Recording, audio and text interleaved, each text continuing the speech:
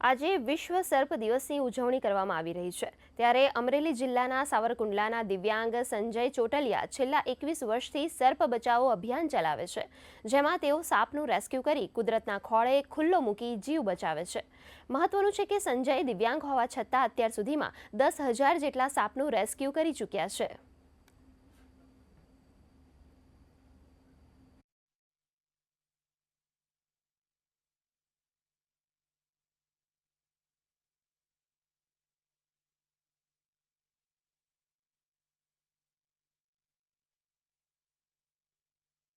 એટલે મને જાણ થઈ, મેં તરત સંજયભાઈ ને દિવ્યાંગ છે એને મેં જાણ કરી, એટલે ઇસી મિનિટે આવી અને સર્પ પકડ્યો। સર્પ બિનઝેરી હતો, છતાં પણ સંજયભાઈ ચોટલિયા ખાલી આ સર્પ નહીં પણ દિવ્યાંગ હોવા છતાં એ નાના ગરીબ બાળકોને ભણાવવા માટે ટ્યુશન ક્લાસીસ, પર્યાવરણ, અનેક સેવાકીય સંસ્થા સાથે જોડાયેલા છે। વર્ષ 2004 થી સાપ બચાવવાની કામગીરી કરું છું અને આ પ્રેરણા જે છે એ મને મારા ઘરની બાજુમાં જ્યારે ઘરે સાપ નીકળ્યો હતો ત્યારે સ્થાનિક જે રહેવાવાળા છે એને સાપને મારી નાખ્યો હતો। ત્યારથી મને એમ થયું કે આપણે સાપને બચાવવા જોઈએ।